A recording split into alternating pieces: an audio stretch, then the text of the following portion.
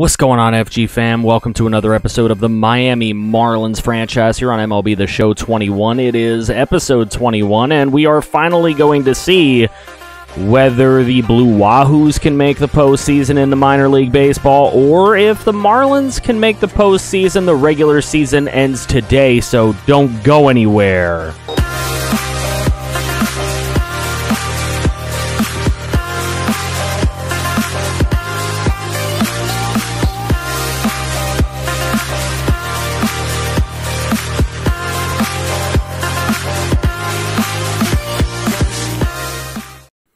Blue Wahoos sitting 2 games out of first place to the Montgomery Biscuits at the start of this episode, and we will see if the Blue Wahoos can make a final push here. Last 3 games of the season, they pretty much have to win them all, as they have a 1-0 lead against Rocket City. We jump on in, bottom of the 8th, nice strikeout. Domingo Robles going through a very nice game, his 4th. 70 pitches for him to this point on a 3-2 pitch. This one in foul territory will be caught for the second out of the inning. And he had 2 guys on, but he's doing a good job of keeping them from scoring. Here's a hit, though, into right field. Will they attempt to score the runner? No, but Robles has them loaded, and that's his day. Connie Campos coming into the game, 3-0 record. He's pitched 62 innings this year, only a 1.01 ERA. He's been a great reliever for the team. And here, a dribbler over to second base, thrown on to first to end the 8th inning and keep that 1-run lead. Brendan McCurry going to come in to pitch for the Trash Pandas, trying to keep our Blue Wahoos out of playoff contention. Here's Jacob Gonzalez with a brilliant shot out to right center, but it is caught on a perfect hit. Here's Kevin Mendoza. He gets jammed, and Mendoza is out on a pop fly to third. That will bring us to the bottom of the 9th for Adam Klopfenstein. 30 of 34 on his save opportunities. He's got another one here. This first out, dribbled onto short, and a brilliant throw onto first to get that first out in the bottom of this 9th inning. Here's Felipe Garcia, and he's going to pop out over here into foul territory, drifting into fair territory. It's a pop out to third base. Here's Webster Rivas, and he will swing at an away slider, and Adam Klopfenstein closes it down. A 1-0 win for Pensacola. Barely keeping their playoff hopes alive, but they're going to need help. We're going to need the Montgomery Biscuits to lose at least 2 games. We've got to win them in order to take this division lead and potentially get ourselves into the playoffs. So what would happen? Eliezer Hernandez sustains an injury, but it's not too serious. Mike Trout will be out for 1 to 2 weeks, which is really going to be pretty much the rest of the regular season almost. Top of the 9th inning, Rocket City with a 3-2 lead. We've got 2 on, though, but there's 1 away, and a double play ball will give Rocket City a 3-2 win, and the Trash Pandas have done what they need to do to play a little bit of spoiler here against our Pensacola Blue Wahoo. Sandy Gaston goes 6 innings with 6 strikeouts, 2 walks, 1 earned run to get the win. Nick Neidert with the loss. He went 6 innings as well, gave up 2 runs. So 2 pretty good pitching performances. We also lose the rubber game in that Rocket City series, losing 4 games out of 6 against Rocket City, and then losing to Montgomery basically in those series. Kind of took our boys out of the playoff race, so we barely gonna miss the playoffs. And now we'll see if the Marlins can make a run. Right now, losing 1-0 in Baltimore. And Michael Conforto gives it a ride to right center here at Camden Yards. He goes yard at Camden Yards. 410 feet for Michael Conforto. He's having a monstrous season. What a pickup he was for us last offseason, and you love to see Conforto shining for just $9.5 million a year. Here's Felix Hernandez, King Felix, now with the Baltimore Orioles, probably the only spot he can get a starting job. 5-14 record on the season. Eloy Jimenez gives one a ride out to left, but it's warning track power for him. Then here's Brian Anderson. He just taps one back to King Felix, who makes a brilliant fielding play to get him out at first. Now with 2 outs, here's Bobby Bradley, and that is a pop-up shallow left field and grabbed for the final out of the top of the 9th. We go to the bottom half of the inning. Nicholas Boucher is in there in relief. He's pitched 35 innings in the game, and he gets the strikeout to end the 9th inning. We go to extras. Casey Golden barely gets a tap on this one. It's at least going to move the runner over, even though he's out at first base. So with 1 away, it's Francisco Mejia, who drives one out to left. It is caught. No attempt to score the runner from third, however. Here's John Birdie. Last chance in this 10th. He'll strike out. They will throw him out at first. And we go to the bottom half of the inning. A chance for Baltimore to potentially walk it off here if they can get it done. Malik Smith is going to bunt down the first baseline. Perfect bunt. He's tagged out. The runner goes to third with just 1 away. All it's going to take is a sacrifice fly if they can get it. This one, unfortunately, though, popped right in front of the home plate, and catcher going to make the play on this one. So 2 away in the bottom of the 10th. And there's one coming off the pitcher's leg. That is going to bring the run home. No throw to first.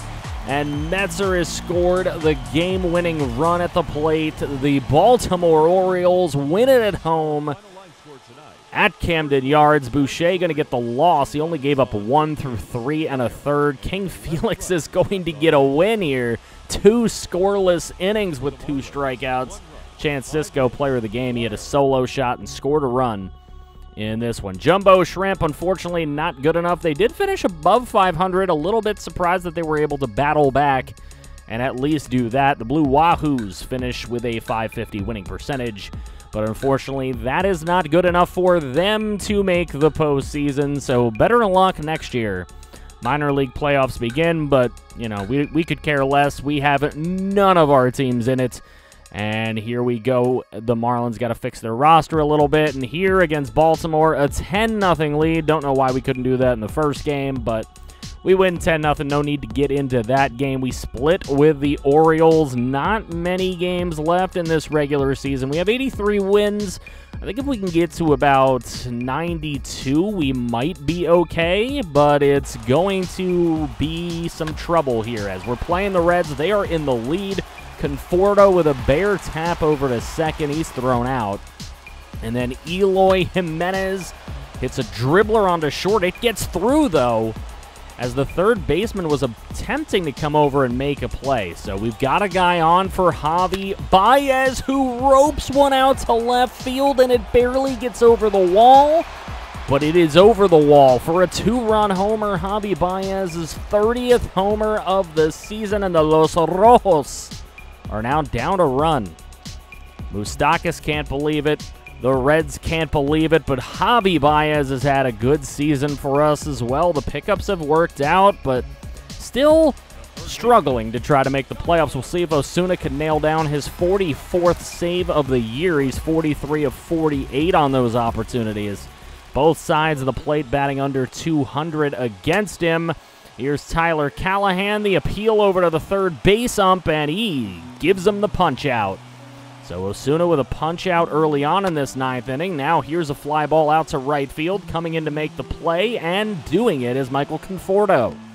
So 2 out, bottom of the 9th. Leonardo Rivas is going to hit a pop-up over here to first base. Bobby Bradley is underneath it, and that'll do it. The Miami Marlins get a 5-4 win with Max Meyer starting the game. A 5-4 win against the Cincinnati Reds here at the Great American Ballpark. And Javi Baez, player of the game, 2 for 5 with a home run. He had 4 RBIs in this one. Max Meyer only pitched 2/3 of an inning. I guess he was coming out of the pen. It was a scoreless 2/3, though. Amir Garrett pitched 2/3 of an inning and gave up 2 runs, so he's going to take the loss and the blown save, of course.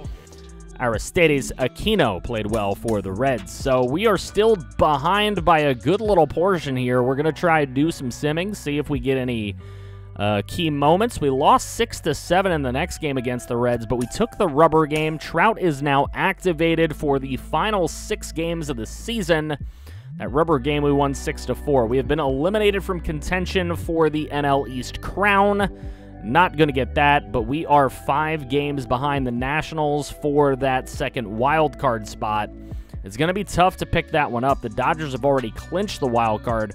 We are barely holding on to a chance. We would have to sweep the Nationals. And I think we got to sweep the Braves, but maybe we can get away with one loss, and it has already been given to us 3-1 in the opening game against the Braves. So now we go into the second game of this set. It is a 4-4 game in the bottom half of the 9th inning, and that one is a fly out to left field. Mike Trout going to attempt to get to third. He does. So we have Trout at third for Casey Golden coming in to pinch hit. He's hit 16 homers this season. If we could get one from him, it could be a walk-off. Instead, he'll take a hit batter here on his left ass cheek. Now we have John Birdie up. He swings away, and he goes down for out number 2. Runners on the corners, 2 outs for Brian Anderson. He gives one a rope to center, but it is warning track power, and that is going to do it. We end the 9th inning. We go into the 10th, into extra innings, free baseball. Alexis Sanchez, 4-1 with a 6.61 ERA, and we'll see if he can close some stuff down here. He's got to throw over to first. He gets the out, but they got a runner on third. Opportunity to take the lead. It's Freddie Freeman hitting it up the middle. Sanchez, another great play on the mound. That'll put up Acuna. Acuna barely tapping this one down the line and thrown on to first. He's safe. That brings a run home. Sanchez could not make the play in time. Here's Ozuna, and he hits it onto short. Javi Baez looking to throw to first. That is off, but he makes the tag. Great tag from Bobby Bradley. And we go to the bottom half of the 10th. Will Smith coming in to try to get this save. It'll be his 42nd if he can do it. He's got a 3.23 ERA.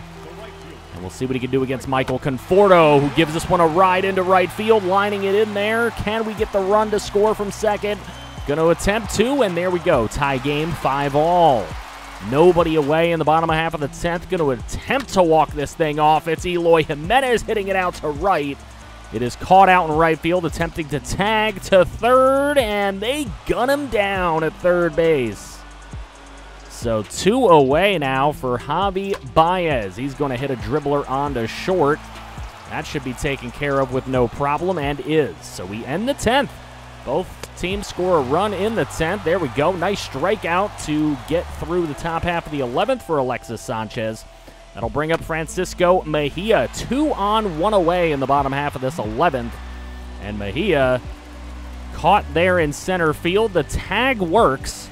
So we've got runners on the corners for Ben Guillen with 2 away. He's only batting 182 since getting the call up, but he's got an OPS of 455. Again, not great, and Guillen will strike out. It is thrown onto first, and that will end the 11th inning. So Randy Dobnak coming in to pitch the 12th inning. He's had a pretty good year, 5-1 with a 2.34 ERA. We'll see if he can hang on to a good year. And this one is given a rope out to right field, attempting to go make the catch. Not going to get there in time. They're going to attempt to score the runner from second, and will. Atlanta takes a 6-5 lead. We got some catching up to do already. Here's Ozzie Albies giving this a ride out to deep right center field. It is gone. It would have been gone in straightaway center. Albies hits this one 416, and he's a Marlin killer. Ozzie Albies has done this all season long. That's his 26th homer of the season, and one of the best second basemen in all of baseball. Gets it done for Atlanta, gives him a 3-run lead. Nice strikeout by Dobnak to end the top of the 12th, but he didn't do his job coming in today. A.J. Minter, 4.97 ERA for him in 25 innings. He hasn't been good for the Braves. Can we do anything? Birdie with the tapper, basically a bunt, moves the runner over, but we need more than that. As here's Brian Anderson up at the plate. He's going to put one down the right field line, and that will land fair. So Anderson with a single, a bloop single, will score one of the runs we need. Tying run at the plate, and Conforto, he gets a nice hit out into left field. So the walk-off run now at the plate to keep the season alive. It's Eloy Jimenez, and this one's dribbled onto third. double play chance, and it is completed for the Braves to get the win and play a little spoiler against our Marlins. That has been a common theme of this episode. Spoiler, spoiler, spoiler. Albies goes 3 for 6 with 2 homers and a double. Will Smith pitched 2 innings to get the win, and Ben Guillen somehow going to get the loss. I don't know how he gave up a run he never pitched. So we get swept by the Braves, and unfortunately with 87 wins this season, still was not enough to make the postseason. So the regular season comes to an end. Michael Conforto ends his season with 43 homers and 108 ribbies, a 273 average. He played really well all year. Eloy Jimenez, 247 with 20 homers. Brian Anderson, 257 with 24 homers. Mike Trout got to 37 home runs, batted 283. That's pretty darn good, but I don't think it's Mike Trout numbers necessarily. They're just very, very good numbers. Conforto outplayed him this year. That's saying something in my opinion, but we'll see if we can get him to have a better year in his first full year as a Marlin next year. Roberto Osuna actually had a decent year closing, but he's better in sim than he is in-game. So if we're going to win in the playoffs, I play every playoff game. So if we're going to win in the playoffs, we're going to need somebody better. We'll see. What should we look to improve in the offseason? That is the big question for you guys. Let me know that in the comments section below. Where would you try to improve this team? Who would you go out and try to get if it was you? Like, what kind of bullpen guys can we bring in? Is there a certain spot on this team that needs a better starter? I don't know what it is that's going to get this team over the top, maybe be a 98-game winner and potentially win this division next season. But we have got some playoffs ahead of us. We will take a look at the playoffs in the next episode and look forward to the offseason, maybe a little offseason preview. So we will do that next episode. Full off season will be Monday's episode, next Monday's episode. So hopefully you guys are ready for that. We will see if the Mets or the Nationals can make any noise in the National League, since they are part of our division, and that is going to be interesting to watch. So any elimination games, we'll likely go and take a look at a sim and maybe manage it out, and might get some highlights of some games if it becomes important at all. So thank you guys so much for watching the video. Make sure you drop a like on it. Subscribe if you're new to the channel for the love of franchise content. Join the Discord to be more a part of the community. That link is in the description below. Also, link in the description below to follow my Twitch, where I am trying to stream every single day. So go check that out. Also, we stream every single Tuesday on YouTube here around 8:30. So be sure to check that out as well. If you want to see more franchise, click right here. I feel to break somehow.